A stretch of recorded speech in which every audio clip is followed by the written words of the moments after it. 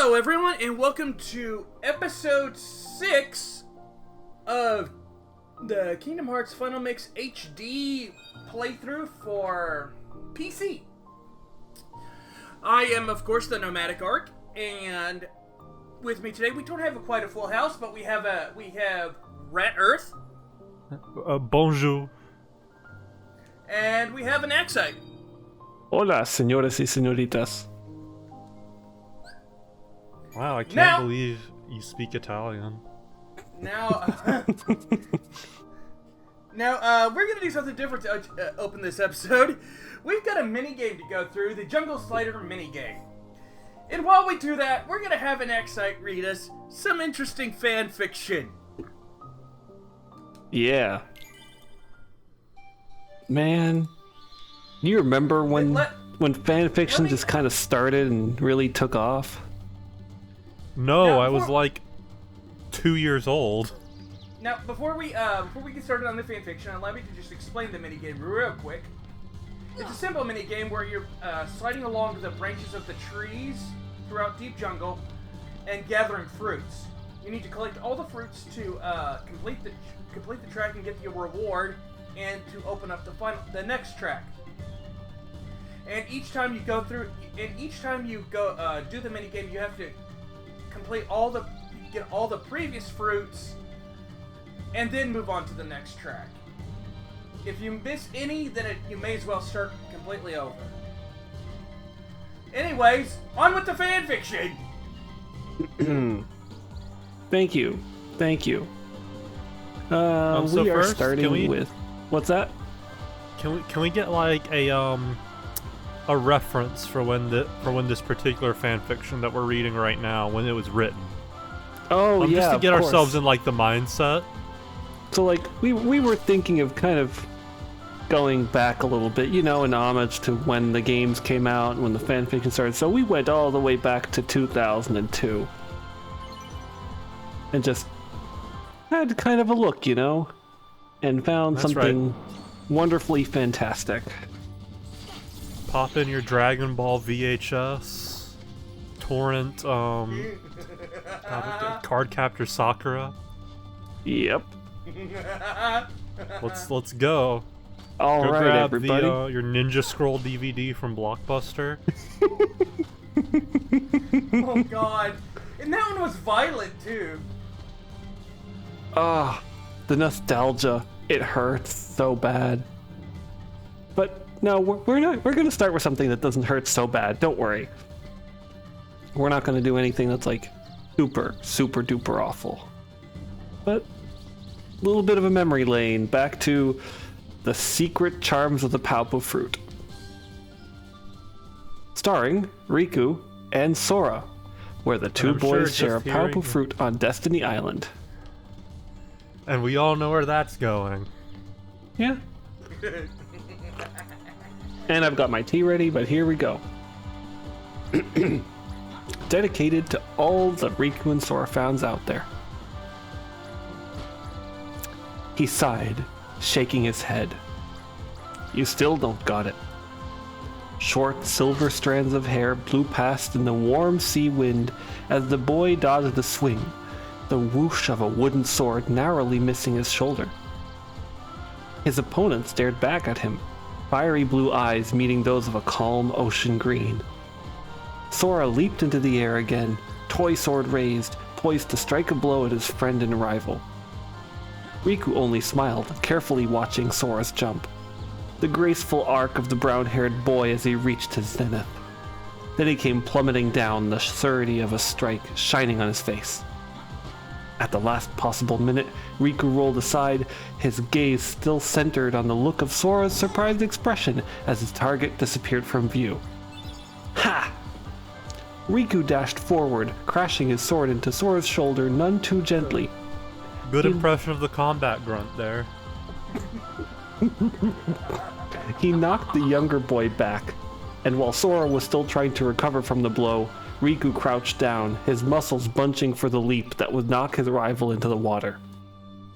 Sora managed to scramble out of the way in time, but Riku was also prepared, and just as Sora was about to allow himself a breather, 2 swift slashes of Riku's sword brought him tumbling into the sea with a splash. Aw, man. Sora clambered out of the water, glistening drops of dew clinging to his youthful eyelashes. Now the score's 0-10. He wiped a hand through his hair and took off his jacket, wringing the sodden thing free of water. Riku grinned and climbed back onto the paopu tree where he had been lounging in the sun for the past hour. Maybe next time, Riku said with a smirk and a shrug. Hang your shirt here and it'll dry faster. He patted a spot of tree trunk next to him. Nah, Sora shook his head. It'll be fine. But nevertheless, he handed his shirt to his friend. Did you finish all his work today? Work? Riku laughed. You mean finding a couple of logs for Kairi? Sora nodded. I gave her my stuff already, Riku stretched, his arms reaching for the sky, his back arching gracefully. He watched Sora look at him out of the corner of his eye, the boy's blue eyes round and wide as he stared dreamily out at the water. No more work for me. I'm going to relax. Riku laid down, folding his arms underneath his head and crossing his legs. Better go finish gathering stuff for Kairi, or she'll be mad when you don't come back. Yeah, I guess, Sora shrugged. He gave his companion a grin and ran off with the wooden sword still in his hand.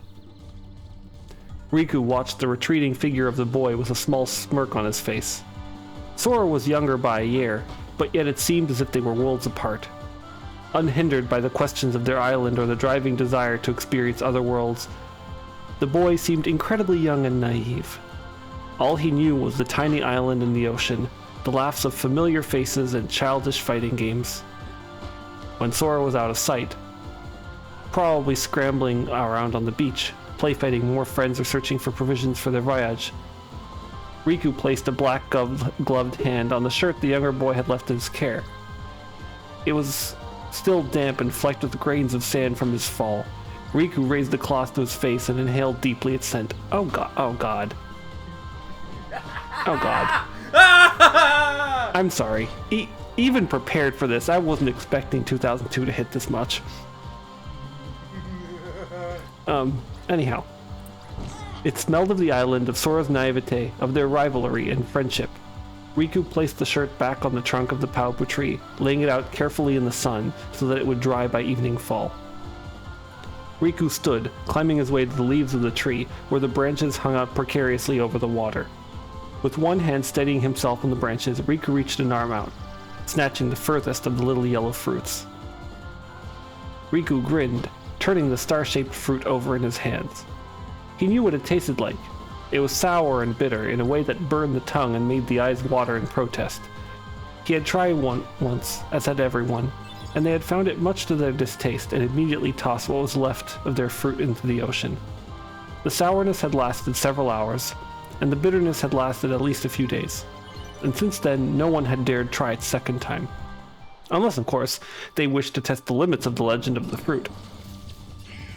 Riku snorted. He had initially dismissed the thing as an old wives' tale, fun for the innocent minds of children and romantic fools. But in the case it was true... Riku tapped his finger against his chin and thought. Perhaps he was willing to give it another shot. Pause.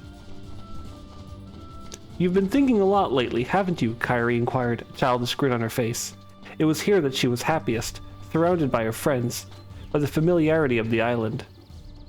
Riku leaned against the tree, staring off into the horizon. He needed to go. He needed to discover what was out there. He knew with an absolute sense of certainty that the world couldn't just be endless blue in their island. There was something else out there. Maybe many of them. And he wanted to see them, but not alone. Sora and Kairi would be coming along if all plans went along well. Thanks to you, Riku replied. If you hadn't come here, I probably would have never thought of any of this. He smiled at his comrades, Sora lying on the tree, and Kairi, who he'd come to see as a younger sister, a figure of frailty that he wanted to protect. Kairi, thanks. The girl laughed, lighthearted and content, the sound of her voice like the clear tolling of a bell across the twilight ocean. You're welcome. Pause. It was starting to get late, and their parents were calling them home for dinner. It would be one of the last dinner they would share with their families before their voyage of discovery. In a strange sort of way, they all dreaded it. imagining the worst, and so the small group broke up silently. Kairi had rushed off first, leaving the two boys alone in her wake. Sora had gotten up to leave too, after picking up his shirt and dusting off the small particulates of sand. Sora turned around, halfway across the bridge.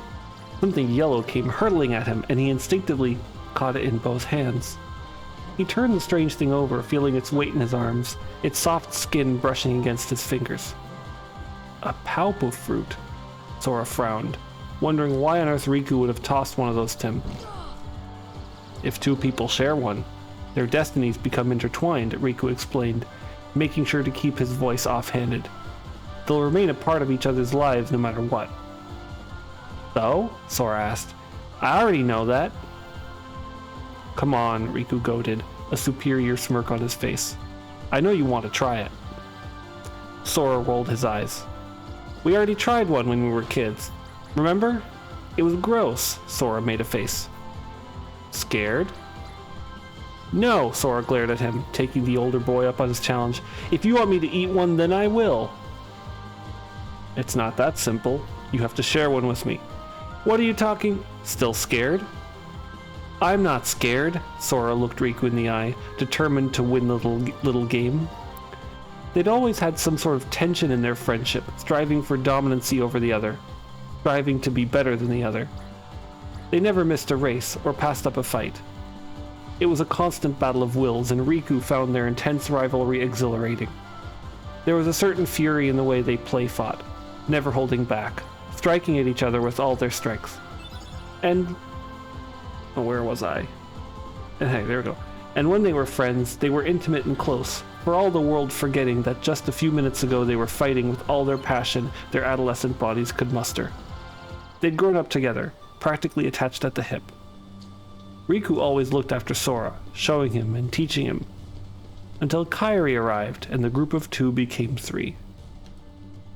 If Riku lost Kairi on the journey, he would be sad. He'd come to see her as a sister, almost if Sora was his brother. He wanted to protect Kairi, but he wanted to teach her too. Take her into the unknown worlds he knew for sure lay outside the boundaries of their great blue sea. But if he lost Sora on the journey, well, that would be unthinkable. They had always been together, and Riku wanted them to always be together. Not gonna do it, Sora? Riku grinned, throwing an arm about Sora's shoulders. I'll do it! Half and half. Done! Riku pulled out a small bone knife and sliced deep into the fruit. He made a few more cuts before peeling the star-shaped delicacy open like a bowl, revealing the meat inside. It was delicate and succulent, white piece of pulp sitting in its own transparent juice. Sora made a face, but nevertheless reached his fingers in first and dug out a tiny morsel. He tentatively licked his fingers, preparing for the full assault of the sour and bitterness of the fruit.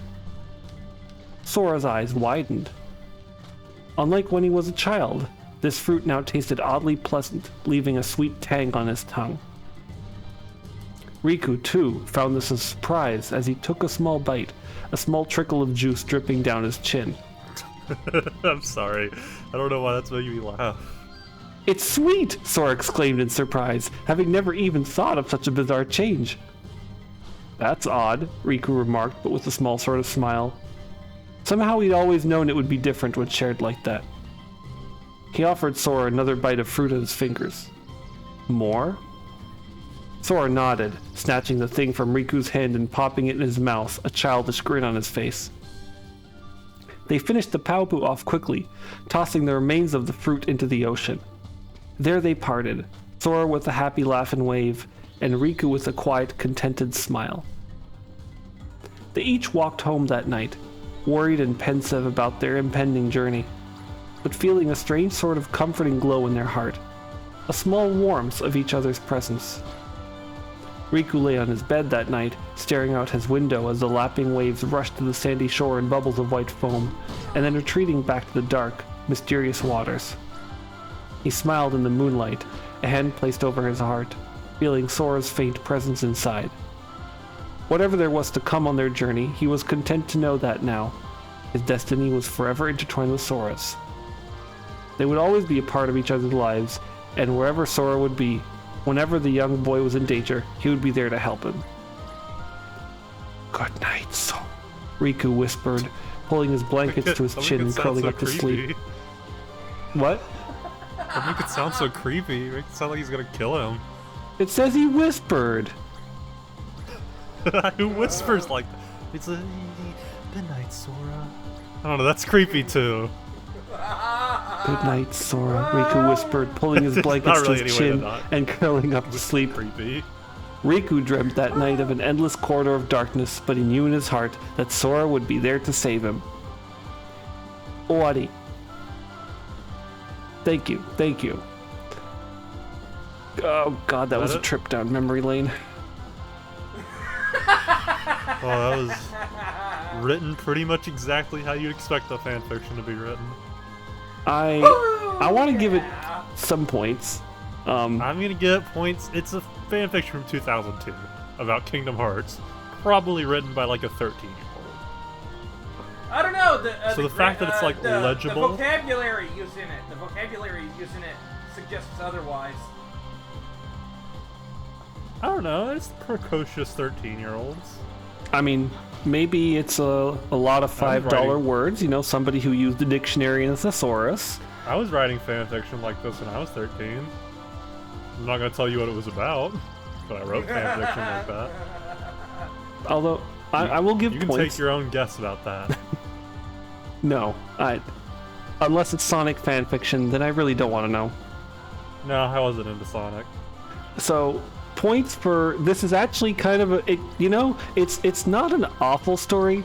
It's just the little detail that remind me too much of Twilight. Now that we have the benefit of knowing about Twilight. I thought it was fanfiction. Wait, no, sorry. 50 Shades of Grey was Twilight fanfiction. Twilight's its own thing. No, like could be going somewhere. Just a few little weird details. Not so great. You know, not so great. Didn't? Well, I'm actually. Am I like fucking crazy, or didn't Stephanie Meyer get her start writing Harry Potter fanfiction? I really want to say she did, but that might have been some other YA author. I want to say that I'm actually impressed with myself because I actually, before the episode, we started recording the episode, I estimated 15 minutes to complete the mini game, and 15 minutes it was. Oh damn! Yeah. Congrats. Anyways, I guess now I'm free to talk about my own experience, my own nostalgic experiences watching AMVs. Oh god, cut the episode now! I've been watching so many fucking AMVs. It's great. We're sticking around in Deep Jungle for a moment because I'm trying to get. There's a specific Heartless I want to show off in this episode. Oh good. Does that mean I can stop with the fanfiction? Yeah, because we're actually into action now. More than sliding around on tree branches. Fantastic. So I'm hoping he shows up. Damn it! Show up, you little bastard! He's a rare Heartless, so you have to be lucky to run into him. Much like the white mushrooms that we've been seeing, but rarer still. Is it literally you have to leave and come back and leave and come back to just... Yeah, because you have to change the RNG.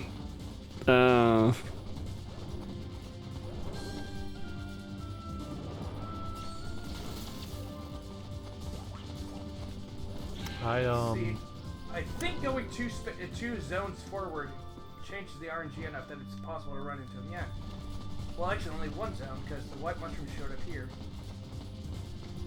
There he is, Black Ballad. You are about to see what makes this stupid Heartless extremely annoying. He is one of the variations of the musical note Heartless. Except he is annoying, and he was also introduced in the I don't know if he was in the original Final Mix, but I'm pretty sure he might have been introduced into the HD ports for the PS3. Oh.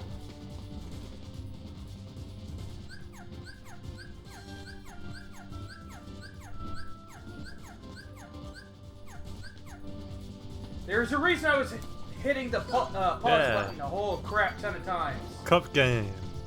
Yep, it's a shell game.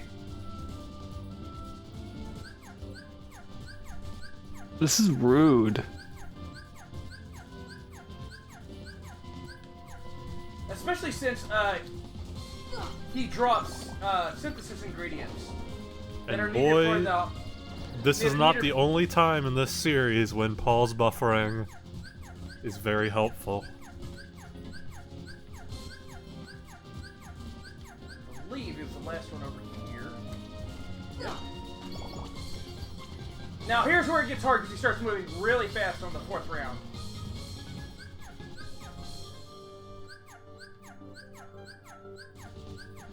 I can't even tell which one it was. Oh god. I think he's the last one, but I'm not sure. I think he's the second to last. No, yeah, it was the second to last because it's the one that shocked me. I should have said that, but I second guessed myself. Here we go again. I've got my eye on the little motherfucker. Which one is your guess? Second from the right. left? Or left, sorry, left, not the right. Damn! No, I said the wrong thing. It was the left. Got my lefts and rights mixed up. At least it doesn't reset the progress, because that would be rude. It does not, but he's only here for a limited time. Middle? Middle. That's right. Nice. Got it. He drops lightning stones, and if you get past all of his rounds successfully, he drops multiple lightning stones. Luckily, I've done grinding with him off camera, so I've already got, I think, the maximum amount of lightning stones I'll ever need at 6. Why? But yeah, he is extremely annoying to defeat. He is the most annoying of the new Heartless. The others aren't so terrible, really. Their gimmicks aren't so terrible. We'll get to them, and we'll get to them when we get to them.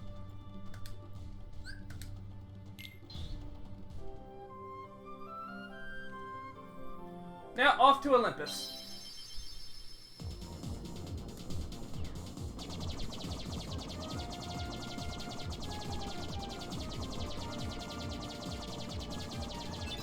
I think it's amazing looking back at this. It's like, I get it, you know, it's an easy re-release HD on platforms, but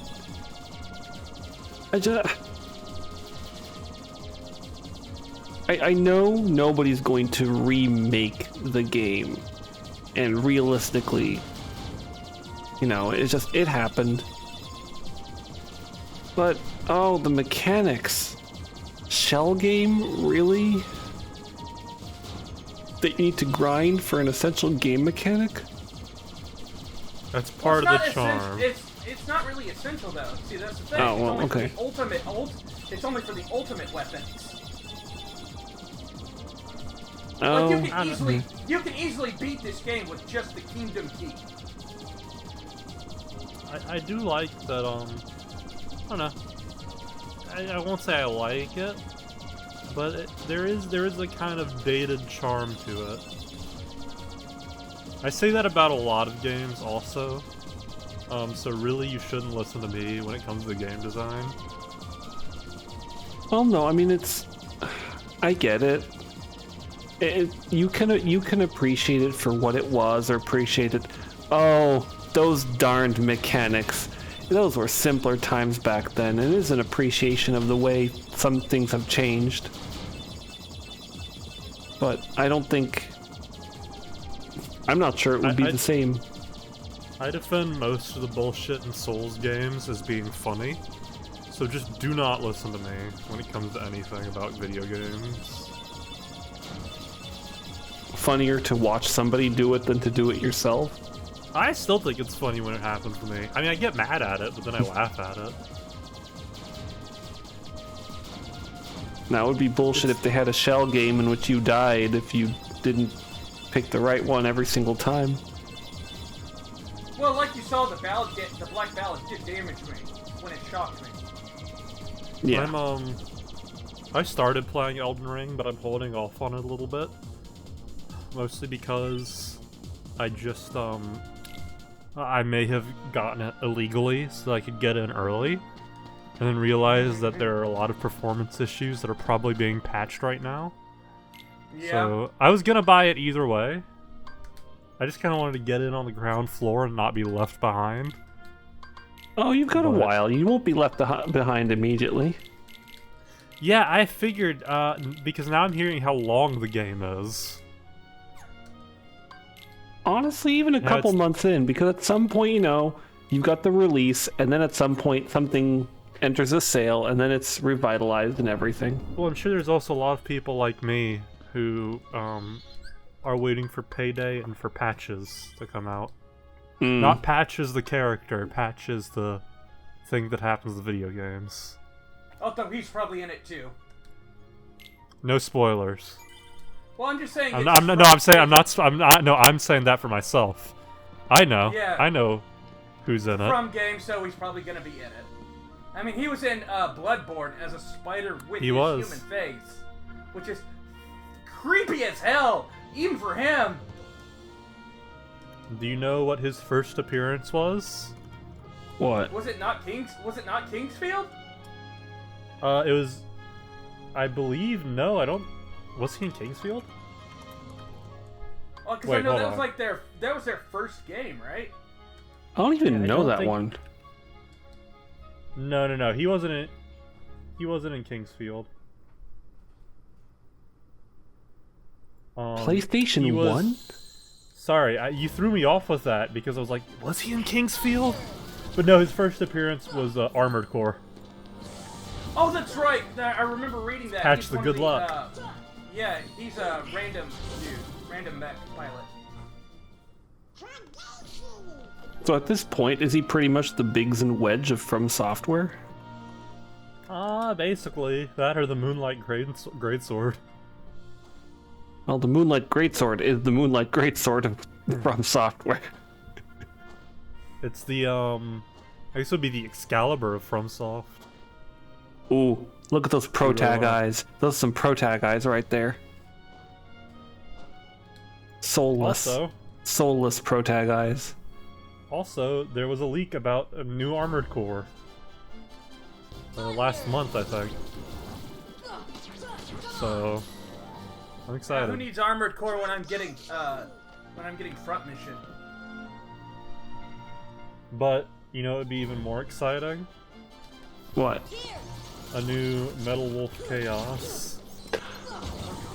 That's a name I haven't heard. That was a joke game and hilarious at that. And it rocks. It's awesome. I'm the president. I have a mech. I love Metal Wolf Chaos. Problem is, it was never released over here in the States. Not until Metal Wolf Chaos XD, which released like not very long ago. 2019. I like how 2019. I like the XD subtitle there because they know the entire game is a joke, so making the title a joke too is even better. It's yeah, I don't know. It's a very good game. I feel like Metal Wolf. There was a game a long time ago, relatively, which I thought had the same name, but I can't remember it now. Are you thinking of Blade Wolf from Metal Gear Rising: Revengeance? No, like we're talking Windows or DOS game. Oh, Honestly, it's fine. I can't remember it all. Of Metal Gear, the original. No, it was actually a game where you went around in a mecha, but I think it was. I don't know. There's so much. I know. You think I don't know? I wrote the contract. I know it says Are you thinking Mech Warrior? But you gotta fight that kid. Maybe I am, but I don't think I am. There's Mech Warrior and there's BattleTech. Oh yeah, there's BattleTech too. It's all just a game. So let loose and have fun with it. I'm in a casual. Let's see, Mech Warrior 1992. I don't think that was it, but you know what? Jeez. Who knows? Either way, rings bell. Anyways, since I mentioned Metal Gear Rising, have you guys seen that new Platinum game? No. Babylon's Fall? No. Tell me more. It's bad. It's a real stinker. Oh no. Probably the worst game they've ever made. Oh, it just released 2 days ago? Yeah. I mean, I think it was in early access and then it had a demo for a little bit longer. But it's like a live service game. Let's see here. Oh no! Yeah, it's legitimately not good. 5 out of 10, 1 star out of 5, 41 out of 100? It's 41 really, out of 100 is that Famitsu? That's Metacritic. No, I was about to say, that sounds like a... Oh, wait, no, theirs is out of 40. it's really bad. It looks bad. It seems like it plays, and it sucks because the original thing that they showed like several years ago made it look good, but then they switched to some live service thing, and it's so bad. Development, they wanted to expand the combat system near Automata, experiment with multiplayer. Although, I want to see screenshots Damn because... it, Goofy! I countered him and Goofy knocked him away! Is he goofing off?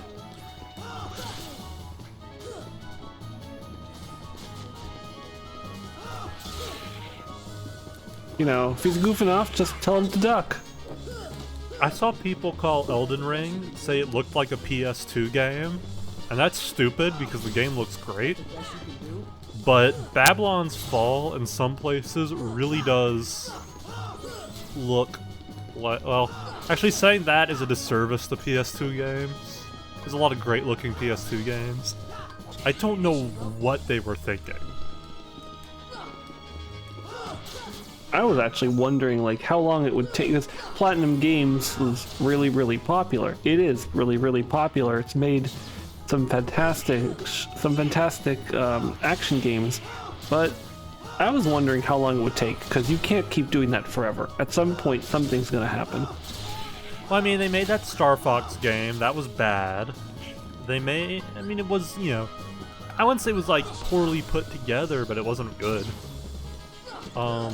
They made, I think it was the Legend of Korra game that wasn't very good. And they made the Teenage Mutant Ninja Turtles game, which was also not very good. On the other hand, I mean, Those are you're like talking the about those games, but although they're maybe not very good, I didn't hear like horrible things about them either. Yeah, this is like their first genuinely really poorly put together game, I think. I just hope that this doesn't put them out of business. We beat Cloud! Shocked face. Also, that Cloud fight's actually much easier if you come in with Guard. Unfortunately, choosing the staff, we don't get Guard until level 33. Who needs it? Apparently, I don't. Hey, Phil! Get them out of here! Supposing I have enough MP and enough ethers to throw around. And the game helpfully punts you back out. But then again, the only thing you lose from not beating Cloud is 80 experience. Oh, you could actually just lose to Cloud and the game would continue? Yep. That is not a mandatory win. That is uncharacteristically generous from the game. There are a lot of fights that you don't have to win throughout Kingdom Hearts. There's a lot of them in 2. Okay, That is still so weird, though. work. Ah, customize though. Goodbye, Blizzard. Hello, Cure.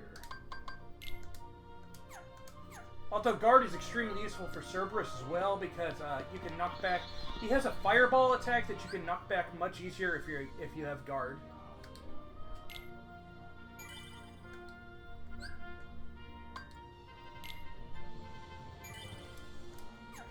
All right, and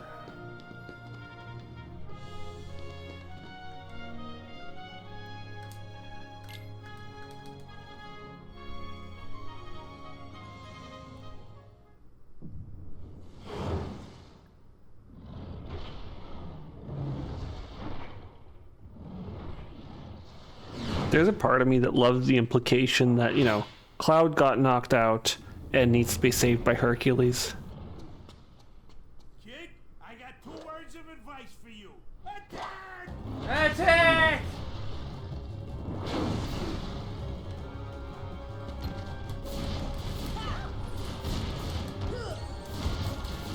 Do you think Cloud could beat Hercules in a fight, one-on-one? Given he wasn't worn out, and it's post-Advent children. Yeah, yes. no, like just like a normal fight. Given he's not worn out, and it's post-Advent children. Cloud, yes.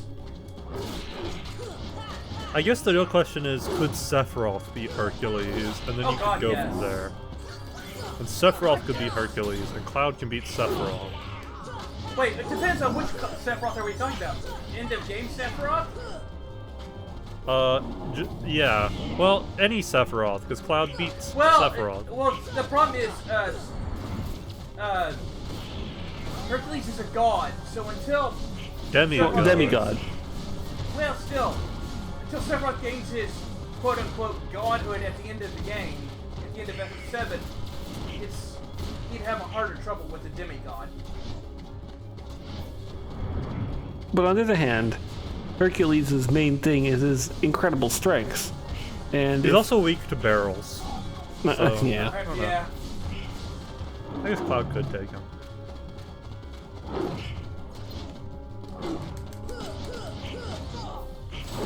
But could Cloud beat Goku? No.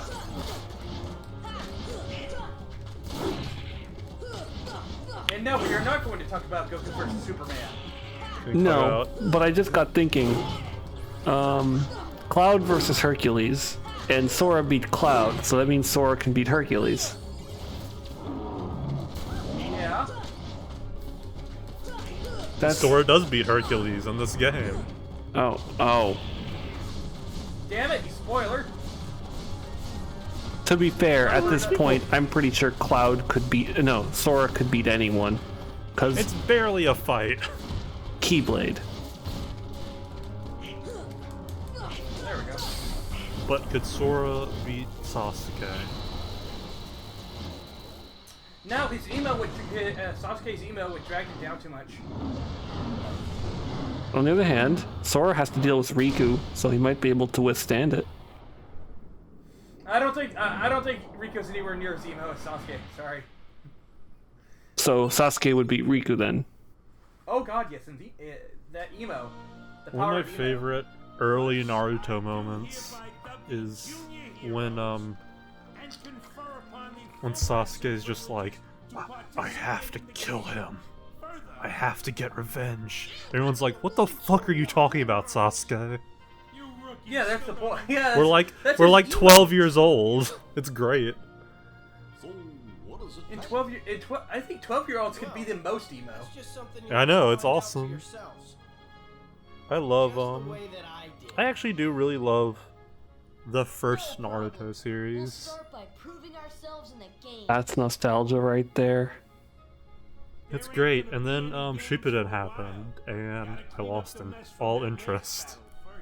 I mean, that's kind of what happens with a lot of anime. If it's long term, it ends up jumping the shark and ends up being a kind of battle anime or Dragon manga. Ball did it too. Just between us, I'd already worn Dragon Ball did Cerberus it down too. by the time the little guy Dragon Ball did it multiple times. At this point, it's normal for Dragon Ball.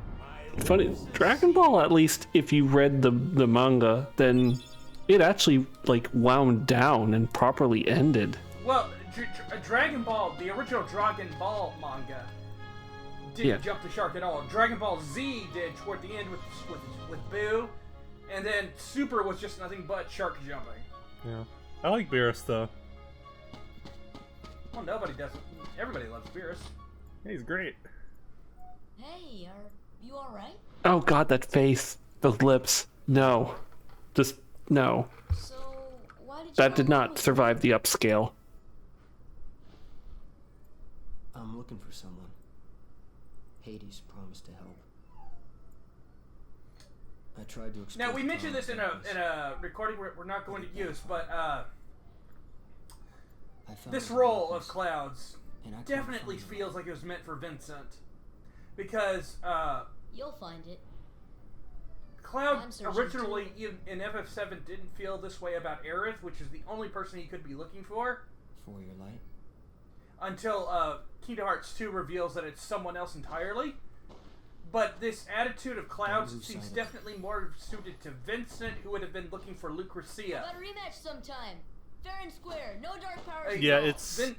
Vincent, being as dark as he is, would easily go to Hades and be like, "Help me find Lucretia. I want her back."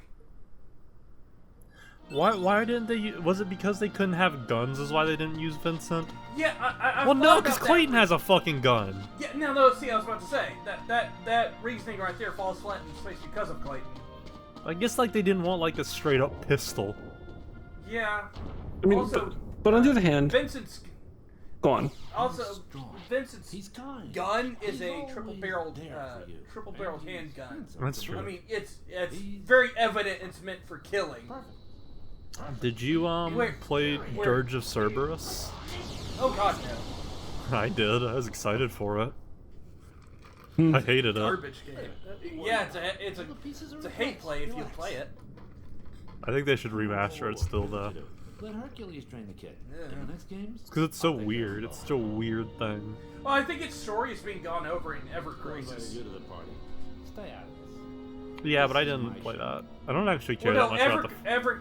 Ever Crisis is a game that's coming out. It's a mobile game that's coming out soon that goes over the entirety of the FF7 compilation. Yeah, it's a mobile game. And I know it's being ported to, like, other systems.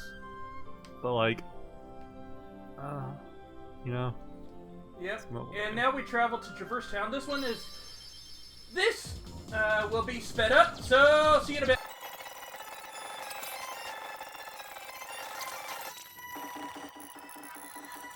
Oh, shit. Alright, welcome back. We are back in normal speed, and it's time for us to do some cleaning up some tasks here in Traverse Town.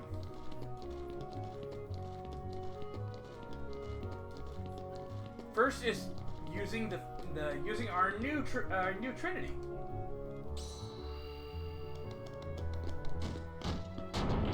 And now we need a name. I think... Well, I've been watching some XCOM lately, and I keep thinking about the SWAT team, so I'm gonna call it the Breach. That works. Trinity Breach. All in place, ready to breach. And then they bash you down. Did we get this one? I don't remember if we got this one. We did not get this one. Okay, so now that's 6. I believe that's 6.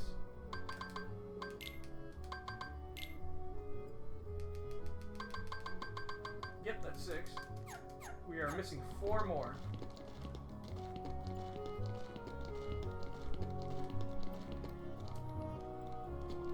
I'm having, like, severe weird nostalgia for old games and anime, even though in many respects I know exactly, like, stuff we're missing wasn't necessarily that good.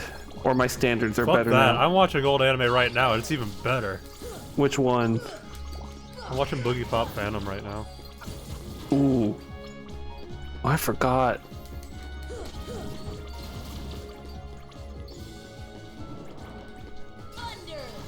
And then, well, I also watched Excel Saga. And that one sure is. It sure is. I like how someone made a parody of the opening calling it Microsoft Excel Saga. That was from AMV Hell. Yeah. AMV I Hell was also freaking I have a beautiful. torrent of every AMV Hell video. I used to have every AMV Hell movie, and it's just I've lost them. Oh, what else But it did I watch? introduced me into it introduced me to a ton of anime. I think, feel like I missed out on something hardcore. You've never seen AMV Hell? I don't remember anymore. Like, we had shitty internet for a long time. You'd remember. You'd remember. You really would. It's Oh my It's god, all it's time how lost. big? Jesus Christ.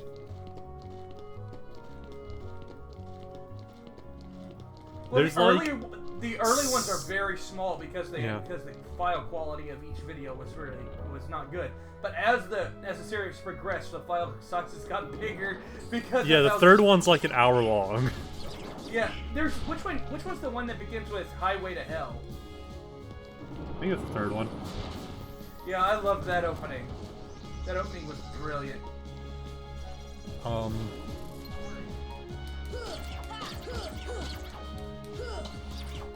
No, yeah, it's great. You have to watch it. It is well, in some ways it's a good blast from the past. In other ways, Ready to breach. It's I mean, it also introduces you into a bunch of animes that you may not have known existed. And because we did the glitch, Aerith and Leon are not here. yeah. They're on to you. Because we broke the game.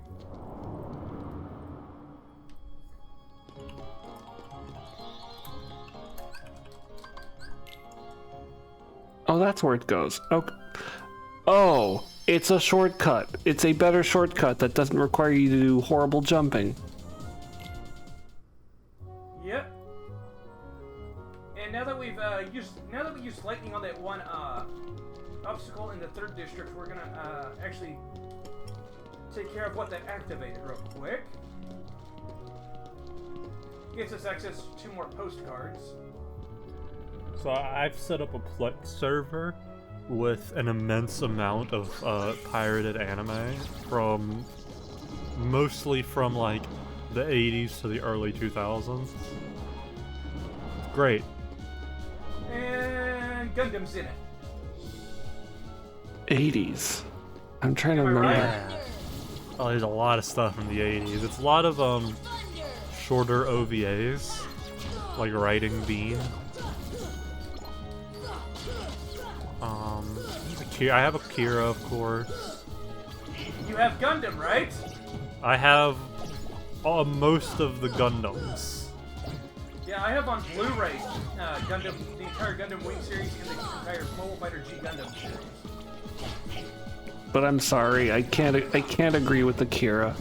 I know people like it, but That's I actually so good. I got to read it. The I got manga to is read better, it. but I don't know. I just really love the direction of the anime, like the way it comes together, just as a whole. I know the story in the manga is better. But Well, it's I just- get Man, it. that soundtrack. Okay, like I can give a soundtrack a pass, but like if you started with the manga and then you went to the anime, it feels like it cuts halfway through and you're like, what is this? It does. It does. It, Yeah, and it's disappointing. It's like you want to see the other half. Yeah, but I read the manga after the anime, so I didn't have that issue.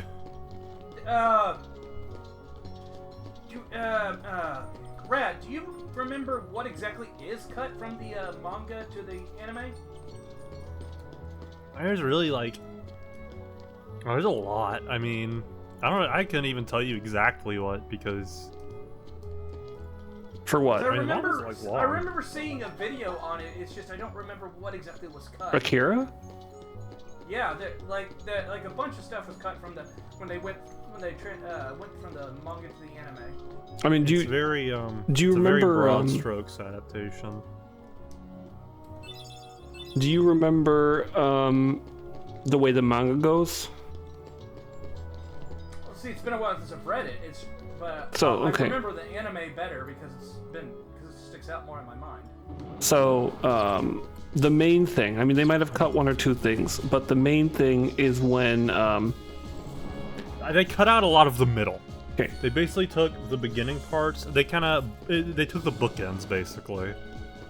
that's an extreme end, though, because it's when Tetsuo normally in the manga discovers the dome where Akira is being kept, and in the manga, Akira comes out and it starts a whole plot line and everything, but in the anime, instead, he discovers a whole bunch of body parts. And spends, I think, the last few minutes trying to figure out what to do with them, and then combines them somehow?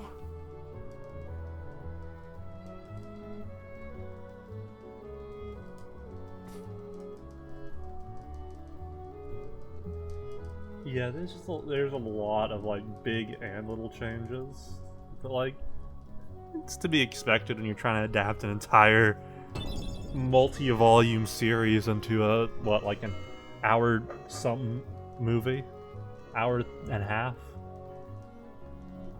Maybe if it were trilogy, it would have worked better. Like, could somebody redo it as a three-parter? Well, I doubt anyone's gonna touch Akira. No, they're not, but At minimum, it would have been nice to have it as a two-parter. It's a because that would have helped a lot.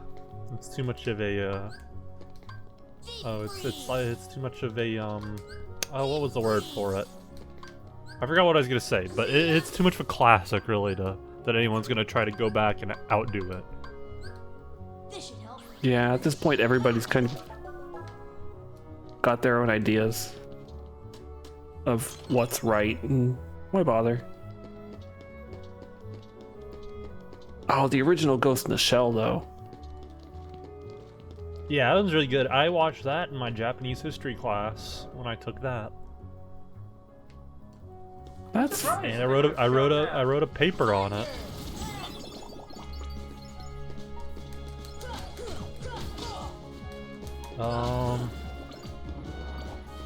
Where's some other notable elements of my collection?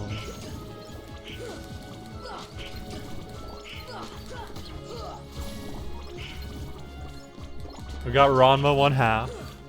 You gotta have Ranma 1/2. I only read that one. Thunder! I just think it's very charming. Yeah. There's a lot of anime that like when I watch them they make me smile. That's one of them. Yu Yu Hakusho. Of course. Gotta have it.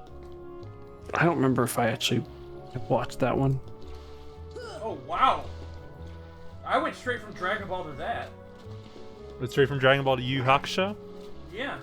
Yeah, it's great. I love it. It's one of my favorite, probably shonen anime of all time.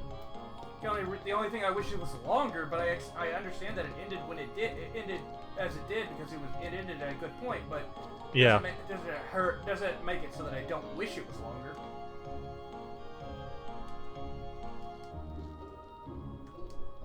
Nope. I definitely did not watch this. I have the entirety of Slayers.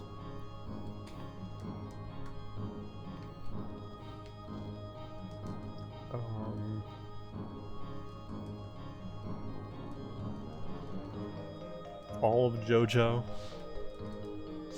A big Oh, shit. JoJo. Wait, we head. got something cool. What do we get? I wasn't paying attention. I was thinking about anime. We got Simba, but we will not be showing him off until next episode because we'll be going to the. There's a fight in the next requisite world that we have to go to. The one we don't get to choose where we go. That has a very good mandatory fight for Simba. Or I should say, mandatory fight that's really good to use Simba in.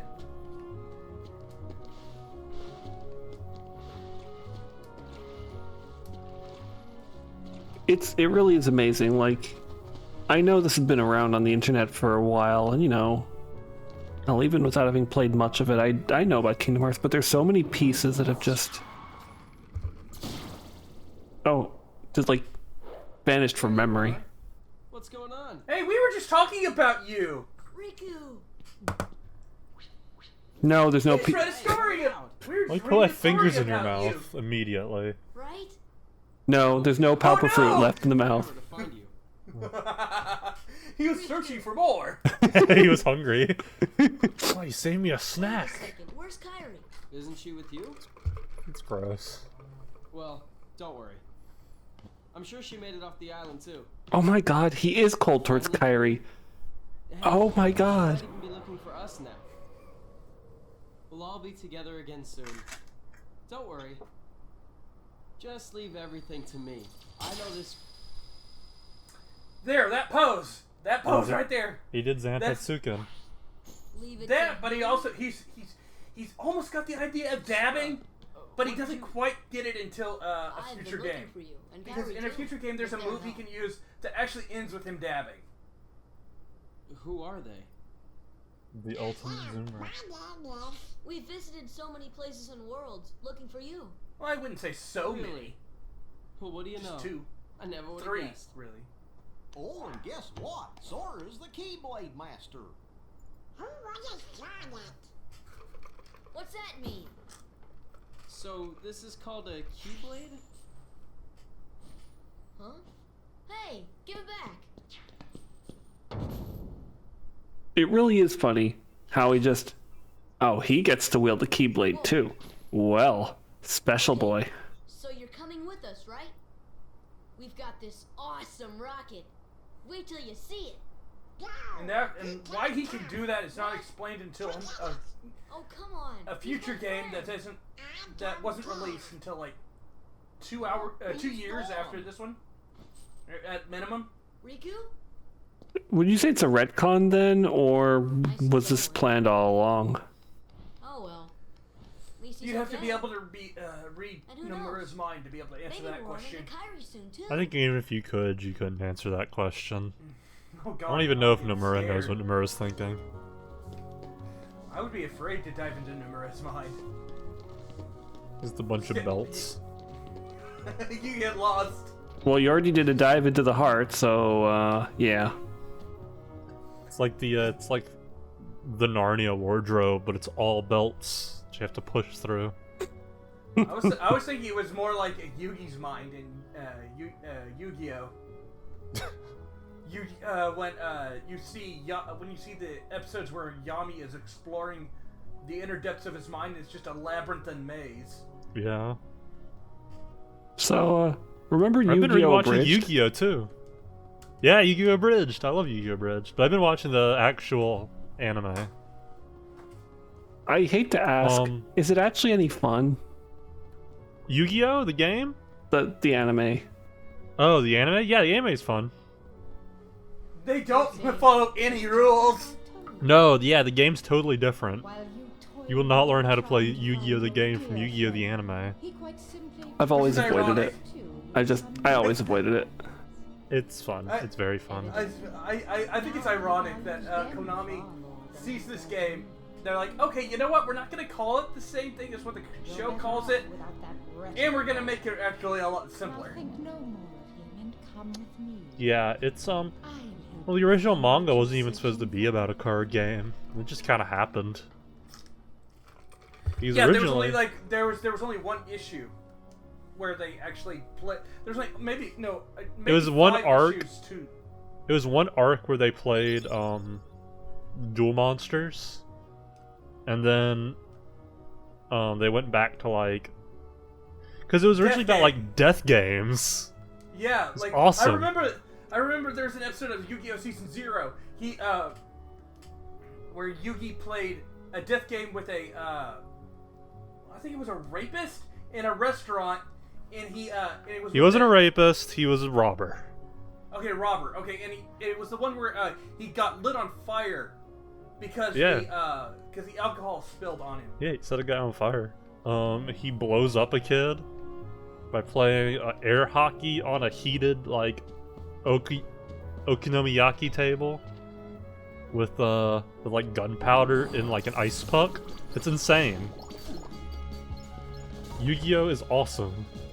And even, you know, once they get to the card game stuff, it's still awesome. It's still really stupid. Actually, so the dub is obviously a 4Kids dub. And it gets... And all that entails. It gets, it censors things heavily. But the Yu-Gi-Oh! GX dub is kind of like an official abridged series. It's very funny.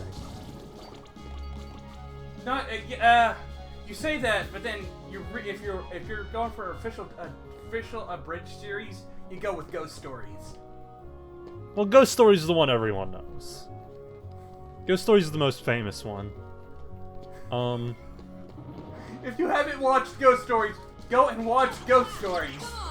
It is goddamn hilarious. Well, I guess That's I know what I'm basically- researching now.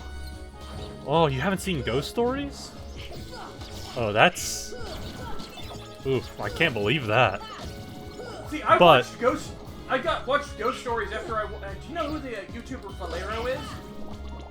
No. Okay, well he did an abridged version of Higurashi When They Cry. Oh And my god. I watched his Hello. abridged series, and then I found Ghost Stories, the English dub, right after that, and I was like, oh my god, this is brilliant. Don't get me started on Higurashi. I'm a very big When They Cry fan. I have read Higurashi, I've read Umineko. I haven't read Sukonia, but probably will eventually. I've played the Umineko fighting game.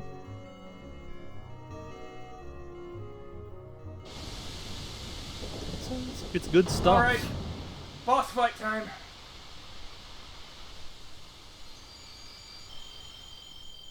So we can lock the world.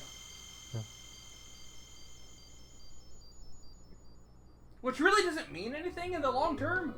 No, because it's just Heartless kind is of a still here. yeah, it's just kind of a thing that you do. It's almost like it would have worked before the Heartless appeared. Yeah. I Mine should have would done help that. then.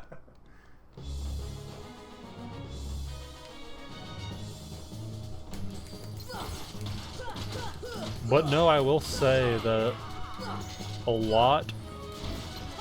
Oh, this is I don't know. I don't know if I should bring the anime discussion here, but a lot of adult anime dubbing is pretty much just a bridged series. I don't see anything wrong with bringing the anime discussion here. I mean, we have Amuro here, right here with us. And I mean, I'm Now living he's reversing his vicariously. Gundam. Now, think about if Hiro Yui piloted the Gundam Wing, the Wing Gundam like this. Just reverse the arms and legs for no random reason. I think that's a winning strategy. Probably is. Xeon would be toast if they did this. I mean, they are toast anyways, but we wouldn't have gotten any of the other UC timeline shows if they had just done this strat. You thought my hands were my arms? You thought my hands were my hands? No, they're my legs! Speaking of Gundam, I got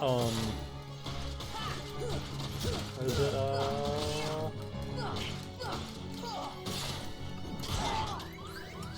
Hold on. Gundam. It's Gundam Extreme Versus on the PS4, which is like a 3D arena fighter, and it's genuinely like a good video game. I know Anime Arena Fighter doesn't inspire the most confidence in people, but also, like, it's fun. See ya. Also, the people who play it are very dedicated.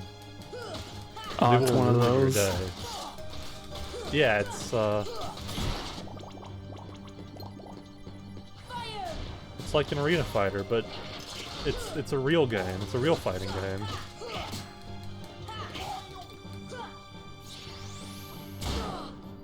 I will say, whatever Gundam you got, it has to be able to shoot massive lasers from the underside of its body.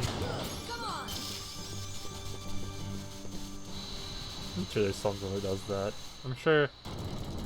I don't know. Well, when in bird mode, it's kind of like that for Wing Gundam. I'm sure there's some Gundam from G Gundam that can lift its skirt up and shoot lasers out of it. There's a lot of wacky Gundams. Tequila Gundam. Oh god, don't get me started The on most tequila. racist Gundam. Don't. Do you remember what the Neo Mexico colony looks like? How it's Yeah, how exactly it's a big that. sombrero. Yeah, with cactuses. Boy, what a show G Gundam is. And oh no, I just looked it up. I just looked There's it up. the It is literally the most racist thing in the show. And there's my the God. Dutch Gundam that's a big windmill. Every country has a Gundam, and they're all stereotypes. Why?